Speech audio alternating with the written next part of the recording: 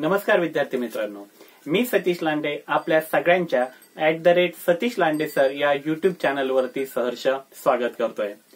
विद्यार्थी मित्रांनो, मानसशास्त्र या विषयामधल्या ज्या टॉपिकवर IBPS प्रश्न विचारण्याची दाट शक्यता आहे अशा टॉपिकवर आपण व्हिडिओ बनवतोय। आजचा मी असा एक टॉपिक घेऊन आलोय ज्या टॉपिकवर IBPS प्रश्न विचारण्याची सर्वात जास्त शक्यता आहे, किंबहुना भावी शिक्षकाला या टॉपिक बद्दल माहिती असणं अत्यंत गरजेचं आहे। आपल्या आजच्या या टॉपिकचं नाव आहे अपार आयडी। काय नाव आहे? अपार आयडी। आता मध्यंतरी तुम्ही वर्तमानपत्रामध्ये सुद्धा वाचलं असेल की भारत सरकारचं जे शिक्षण मंत्रालय आहे या शिक्षण मंत्रालयाकडून विद्यार्थ्यांना अपार आयडी जनरेट केल्या जात आहेत। आता अपार आयडी बद्दल परीक्षेत कोणकोणते प्रश्न येऊ शकतात, तर सगळ्यात महत्वाचं अपार आयडीचा लॉंग फॉर्म विचारला जाऊ शकतो, म्हणून आपल्याला अपार आयडीचा लॉंग फॉर्म तोंडपाठ करायचा आहे। तर या अपार आयडीचा लॉंग फॉर्म काय आहे बघा, तर त्याचा लॉंग फॉर्म आहे automated permanent academic account registry. हा या अपार आयडीचा काय आहे? लॉंग फॉर्म आहे। तर हा लॉंग फॉर्म आपल्याला पाठ करावा लागेल। ओके, त्याच्यानंतर हा जो अपार आयडी क्रमांक आहे तर हा किती अंकी आहे? हा अपार आयडी क्रमांक 12 अंकी आहे। आणि हा जो अपार आयडी आहे तर हे विद्यार्थ्याचं कायमस्वरूपीचं ओळखपत्र असणार आहे। काय असणार आहे? कायमस्वरूपीचं ओळखपत्र असणार आहे। मग या अपार आयडी मध्ये काय काय असणार आहे, तर विद्यार्थ्याची सर्व शैक्षणिक माहिती असणार आहे। विद्यार्थ्याची सर्व शैक्षणिक माहिती, त्याचे सर्व शैक्षणिक कागदपत्र, त्यांना मिळालेले मार्क्स, त्याचे पदवीचे प्रमाणपत्र, म्हणजे विद्यार्थ्याचा सर्व शैक्षणिक डाटा जो असणार आहे तो या अपार आयडी क्रमांकामध्ये असणार आहे। त्याच्यानंतर हे अपार आयडी कोण देतंय, तर मी आताच सांगितलं की भारत सरकारचं शिक्षण मंत्रालयाकडून हे 12 अंकी अपार आयडी क्रमांक काय केल्या जात आहे? जनरेट केल्या जात आहे। मग हे नेमकी का दिलं, तर याचं प्रमुख कारण आहे केंद्र सरकारचं जे धोरण आहे। काय धोरण आहे? वन नेशन वन स्टुडंट, म्हणजे एक राष्ट्र एक विद्यार्थी, वन नेशन वन स्टुडंट या धोरणाअंतर्गत विद्यार्थ्यांना अपार आयडी काय केले जात आहे? जनरेट केल्या जात आहेत। या अपार आयडीचा आणखी एक फायदा काय आहे बघा, तर विद्यार्थी जेव्हा एका शैक्षणिक संस्थेतून दुसऱ्या शैक्षणिक संस्थेत प्रवेश घेतो तर त्यावेळेस त्याचा जो शैक्षणिक डाटा आहे तो त्या पुढील संस्थेला हस्तांतरित करणं यामुळे काय होणार आहे? सोपं होणार आहे। किंवा भविष्यात विद्यार्थी कुठेही जॉबला गेला, कुठेही तो गेला तर त्याची जी शैक्षणिक माहिती आहे ती शैक्षणिक माहिती सहजरित्या उपलब्ध होणार आहे। तर हे अपार आयडीचे काय आहेत? फायदे आहेत। आता सगळ्यात महत्वाचं, हे अपार आयडी जो आहे तर हा अपार आयडी विद्यार्थ्यांच्या डिजी लॉकरशी काय होणार आहे? जोडला जाणार आहे। त्यामुळे विद्यार्थ्यांचे जे काही शैक्षणिक कागदपत्र असतील, त्याची जी शैक्षणिक माहिती असेल तर तो संपूर्ण डाटा या ठिकाणी डिजी लॉकर मध्ये संरक्षित केला जाणार आहे। त्याच्यानंतर अपार आयडी क्रमांक हे पालकांच्या संमतीशिवाय आपल्याला देता येणार नाहीत। यासाठी आपल्याला पालकांचं जे संमतीपत्र आहे ते भरून घ्यावं लागतं। पालकांनी संमती दिल्यानंतरच आपण त्यांना 12 अंकी क्रमांक काय करतोय? जनरेट करतोय। मग अपार आयडी साठी कोणकोणती कागदपत्र लागतात, तर यासाठी विद्यार्थ्याचं आधार कार्ड लागतं, त्याचे जे पालक आहेत त्या पालकांचं आधार कार्ड किंवा त्यांचे मतदान कार्ड असेल तरी सुद्धा आपण अपार आयडी क्रमांक जनरेट करतो। आणि पालकांचा मोबाईल क्रमांक सुद्धा या ठिकाणी महत्वाचा आहे। तर विद्यार्थ्यांनो, हे आहे अपार आयडी। तर याच्या बाबतीत जी जनरल माहिती आहे ती या ठिकाणी तुम्हाला लक्षात ठेवायची। त्याचा लॉंग फॉर्म तुम्हाला पाठ करावा लागेल। अपार आयडी किती क्रमांक आहे, म्हणजे त्याच्यामध्ये किती अंक असतात, तर त्याच्यामध्ये 12 अंक असतात। कोण देत आहे, तर भारत सरकारचं शिक्षण मंत्रालयाकडून हे अपार आयडी क्रमांक दिले जात आहेत। अपार आयडी क्रमांकामध्ये काय आहे, तर विद्यार्थ्याची सर्व शैक्षणिक माहिती, त्याच्या सर्व पदव्या, त्याला मिळालेले शिष्यवृत्ती, त्याला मिळालेले मार्क, त्याची प्रगती अभ्यासातील, या सगळ्या गोष्टी, ही सर्व इत्थंभूत माहिती ह्या विद्यार्थ्याच्या अपार आयडी क्रमांकामध्ये असणार आहेत। तर वन नेशन वन स्टुडंट या धोरणाअंतर्गत भारत सरकारच्या शिक्षण मंत्रालयाकडून हे अपार आयडी क्रमांक दिल्या जात आहेत।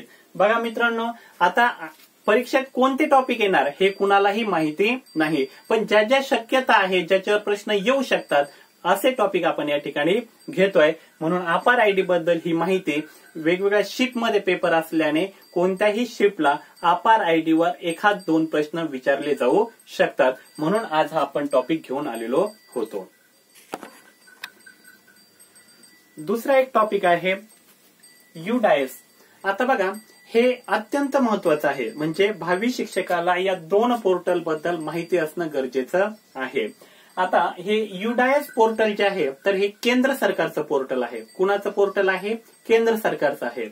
या पोर्टलमध्ये शाळेची संपूर्ण माहिती असते, म्हणजे शाळेची स्थापना कधी झाली, शाळेमध्ये शिक्षक किती, शाळेचं लोकेशन, त्या ठिकाणी कार्यरत विद्यार्थी संख्या, त्या विद्यार्थ्यांचं आधार कार्ड, म्हणजे या पोर्टलमध्ये शाळेबद्दल जी काही माहिती असेल ती संपूर्ण माहिती या पोर्टलवर असते.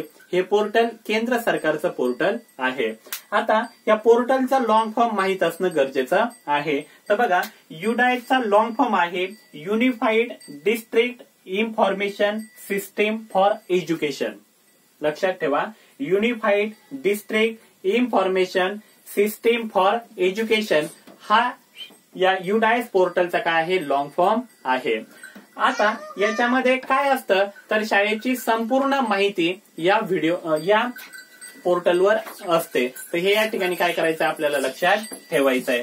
मग आता UDIS क्रमांक केंद्र सरकारकडून शाळांना दिला जातो. तर कोणत्या शाळांना दिला जातो?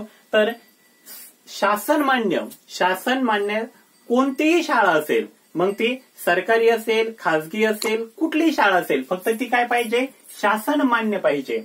देशातील शासनमान्य शाळांना केंद्र सरकारकडून 11 अंकी क्रमांक दिला जातो.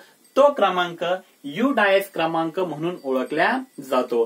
म्हणून या ठिकाणी लक्षात ठेवा, कोणतीही शाळा असेल ती जर शासनमान्य असेल तर त्या शाळेला UDIS क्रमांक केंद्र सरकारकडून दिला जातो. मग हा जो 11 अंकी क्रमांक आहे तर हा 5 भागामध्ये विभागलेला असतो. म्हणजे UDIS क्रमांक 11 अंकी असतो, पण त्यातले प्रत्येक नंबर वेगवेगळं स्थान काय करत असतात? दर्शवत असतात. तर पहिले जे 2 अंक आहे, पहिले 2 अंक हे राज्य दर्शवत असतात. म्हणजे प्रत्येक राज्याला 1, 2, 3 असा क्रमांक देण्यात आलेला आहे. तर UDIS क्रमांकातले पहिले 2 अंक जे आहे तर हे काय करतं? राज्य दर्शवतं. नंतरचे जे 2 अंक आहे हे 2 अंक काय करत असतं? जिल्हा दर्शवत असतात. काय दर्शवत असतात? जिल्हा दर्शवत असतात.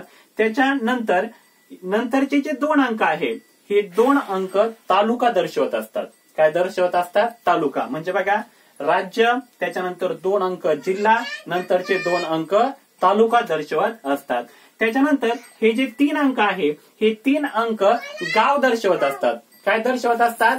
गाव दर्शवत असतात. आणि उरलेले जे 2 अंक आहे तर गावामध्ये ज्या शाळा असतील त्या शाळांना 1, 2, 3, 4 असे क्रमांक या ठिकाणी दिलेले असतात. तर थोडक्यात या ठिकाणी UDIS हे केंद्र सरकारचं पोर्टल आहे. याच्यामध्ये शाळेची संपूर्ण माहिती असते. हा क्रमांक किती अंकी असतो? तर हा 11 अंकी क्रमांक असतो. शक्यतो हे कोणते अंक काय दर्शवतात इतक्या डीप मध्ये विचारणार नाही, म्हणून हे 3 गोष्टी लक्षात ठेवा. केंद्र सरकारचं पोर्टल आहे, त्याचा लॉंग फॉर्म पाठ करा. किती अंकी क्रमांक असतो? जसं अपार आयडीला 12 क्रमांक नंबर असतात, अंक असतात, तसं इथे किती अंक असतात? 11 अंक असतात. शक्यतो लॉंग फॉर्मच विचारल्या जाण्याची दाट शक्यता असते. त्याच्यानंतर दुसरं पोर्टल आहे सरल पोर्टल. आता या ठिकाणी बघा, हे केंद्र सरकारचं आहे आणि हे जे आहे तर हे कुणाचं आहे? राज्य सरकारचं पोर्टल आहे. कुणाचं आहे? राज्य सरकार, म्हणजे महाराष्ट्र शासनाचं हे काय आहे? पोर्टल आहे. याचा लॉंग फॉर्म जो आहे तर तो लॉंग फॉर्म लक्षात ठेवायचा आहे. Systematic administrative reforms for achieving learning student. इथं सुद्धा सेम शाळेबद्दल संपूर्ण माहिती असते. शाळेतील विद्यार्थी संख्या, शाळेतील मंजूर पद, कार्यरत शिक्षक, त्यांचे एज्युकेशन, त्यांच्या डिग्री, त्याबद्दल संपूर्ण माहिती ह्या सरळ पोर्टलवर असते. म्हणजे तुम्हाला काही हवं असेल, मुख्याध्यापकाचा क्रमांक, मोबाईल क्रमांक हवा असेल, त्या शाळेत किती मंजूर पदं आहेत शिक्षकांची, त्या शाळेत विद्यार्थी किती शिकतायत, आधार व्हॅलिफाईड विद्यार्थी किती आहे, म्हणजे विद्यार्थ्यांबद्दल, शाळेबद्दल, शिक्षकांबद्दल कोणतीही माहिती हवी असेल तर ती संपूर्ण माहिती या सरळ पोर्टलवर काय असते, उपलब्ध असते. आणि सगळ्यात महत्वाचं, दरवर्षी जी संच मान्यता होत असते, शिक्षकांची जी पदं मंजूर केली जातात, ही संच मान्यता या सरळ पोर्टलवर विद्यार्थ्यांची जी नोंदणी आहे, आधार व्हेरिफाईड जे विद्यार्थी आहे त्यावरून संच मान्यता केली जाते. तर मित्रांनो, आज आपण 3 छोटे छोटे टॉपिक यामध्ये कव्हर केलेले आहेत. सगळ्यात पहिले आपण अपार आयडी काय आहे ते शिकलो, त्याच्यानंतर केंद्र सरकारचं UDAIS पोर्टल आपण बघितलं, आणि त्यानंतर राज्य सरकारचं जे सरळ पोर्टल आहे, हे 3 पोर्टल आपण या ठिकाणी बघितलेले आहेत. मित्रांनो, प्रश्न कशावर येईल ते सांगता येत नाही, पण ज्या ज्या टॉपिकवर येऊ शकतात असे टॉपिक कव्हर करण्याचा मी प्रयत्न केलेला आहे. तर आजच्या व्हिडिओमध्ये आपण जे टॉपिक घेतले ते व्यवस्थित अभ्यासा, त्याच्यावर एक प्रश्न IBPS 100% विचारू शकतो. जर हा व्हिडिओ आपल्याला आवडला असेल तर या व्हिडिओला लाईक करा, चॅनलला सबस्क्राईब करायला विसरू नका, आणि हा व्हिडिओ आपल्या अभियोग्यतेची तयारी करणाऱ्या बंधू भगिनींपर्यंत शेअर करा, जेणेकरून त्यांना सुद्धा अभ्यासास मदत होईल. या ठिकाणी थांबतो. धन्यवाद.